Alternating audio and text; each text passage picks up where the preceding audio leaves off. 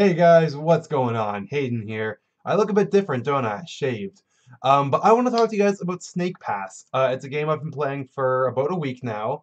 Actually, I think a week today.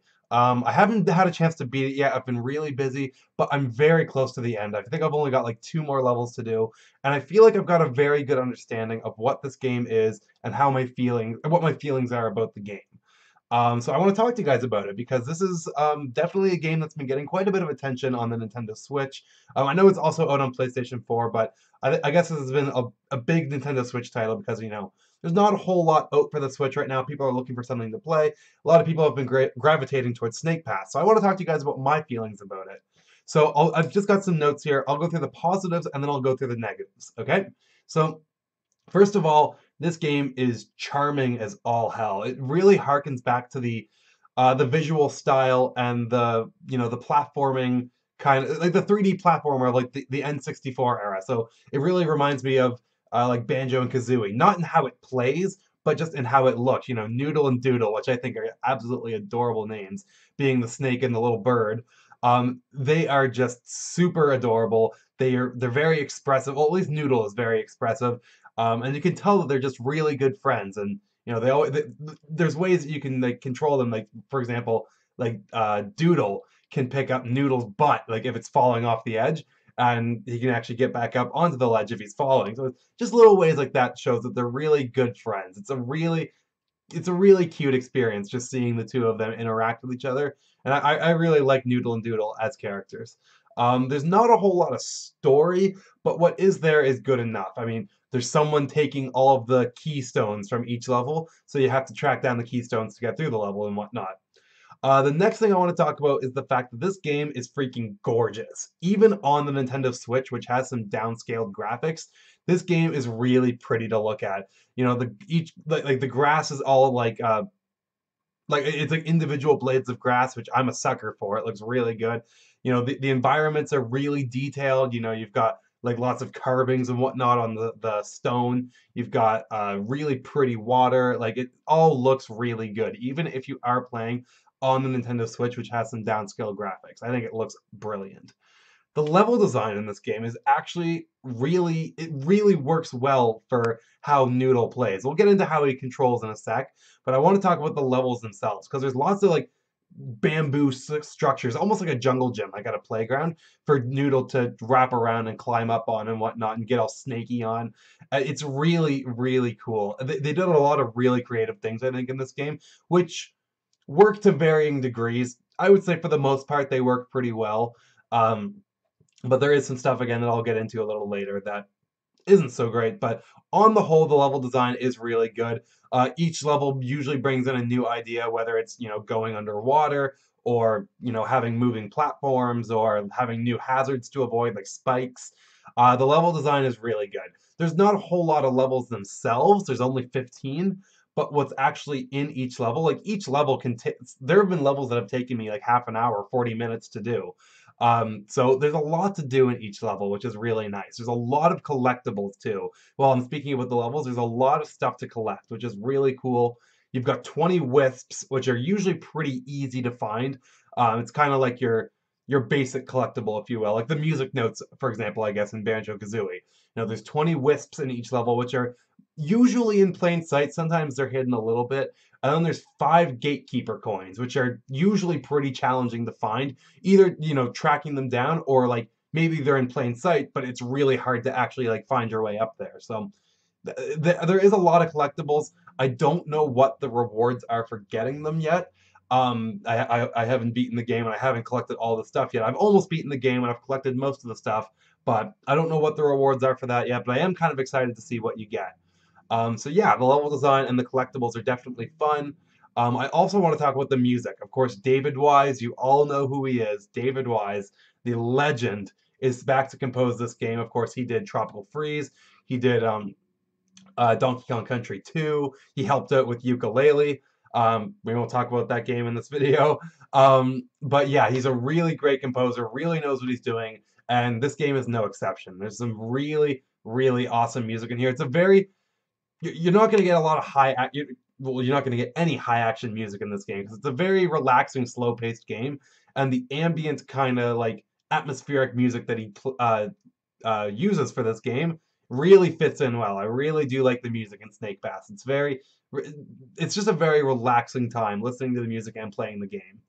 Finally, this game is unique as hell. I like first of all, there's not a lot of 3D platformers out there if you really think about it. Like you've got the Mario series, you've got Banjo-Kazooie. I mean, I guess you've got Yooka-Laylee now. There's like, the old Spyro the Dragon games. There's the Crash Bandicoot games. Besides that, though, there's really not a lot out there with 3D platformers. So, of course, this is another 3D platformer, and it plays like nothing I've ever seen. Nothing that's really ever been made. I mean, you have to go left and right, like on the control stick to, slither back and forth. The controls are really unique, and it really is a unique way to play a game. That I really do commend them for that. But speaking of the controls, let's move on to the negatives. The controls in this game are very demanding. They really do require a lot of when you get into the later levels, especially a lot of precision and a lot of like, okay, like the buttons, for example, you might be pressing like four buttons at once. Like there's a lot of things that you're gonna have to be doing. It does require you to. It says think like a snake in the whole marketing of the game, and they aren't kidding. Like you really have to think like a snake to get through, especially some of the later levels. Um, because the controls will push you to your limit. Like there are times where, this kind of gets into another one of my complaints. I get extremely frustrated with a lot of the puzzles in the later levels, and I don't necessarily think it's my fault. Yes, the controls are demanding, they ask a lot of me. I'm not faulting the controls for that. If the control scheme can work, that's okay. If it's a hard control scheme but it works, that's okay.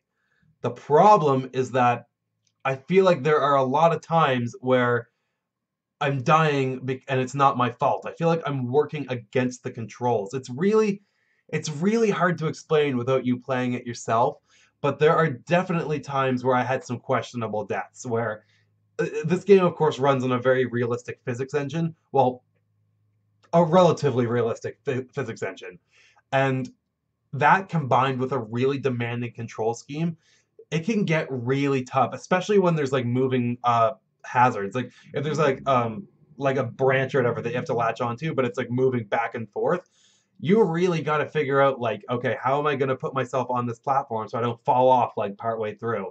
Like it's really, I don't know if it's unfair or it's just that hard of a game. It's really hard to tell because this game is such a unique concept. But I will say that I have definitely, my experience with the game, while mostly fun, has been peppered with moments of extreme and utter frustration. I really can't stress that enough. There have been some times where I've just like, I had to walk away from it for a bit.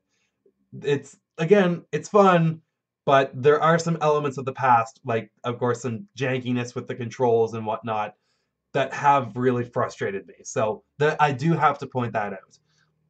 I also have to point out that the camera can be pretty wonky at times. It's good for the most part, but especially I find when I'm like going if I'm going like down, like if I'm way up high but I need to, go downwards like through a tunnel or like down a cliff, I find the camera gets really wonky during parts like that. Um, I don't know if there's much they could do about it because there are a lot of really narrow areas in Snake Pass because, you're a snake. You want to get in all these little narrow areas because what other platforming protagonist could do that? He's a snake, so it makes sense. But the camera does get a little wonky. Sometimes you can't even see what you're doing, which can be a little frustrating. That's an element from the 90s that I wish stayed in the 90s. But I don't know how much more they could do. Again, it's a very different game, so maybe it was the best they could do, but the camera, it can be a little frustrating. I will also say the depth perception in this game, it's not as bad as some games. Like for example, the one that I always go back to is Super Mario 3D World. That game's not the camera, but the depth perception in that game was really bad. It was really hard to tell where I was a lot of the time. And Snake Pass, while not as bad as that game in my opinion, there are still some issues. Like for example, the wisps, like the collectible wisps that you can get. Sometimes I really can't tell how far away I am from one. Like if I'm on sometimes they'll be like on a really hazardous, or like sometimes they'll be just off of like a branch that's like hanging over a bottomless pit. So you have to coil around the branch and then kind of like sneaky, or I know that looks dumb, but you have to like reach your head out to get it. But I can't tell how far away it is.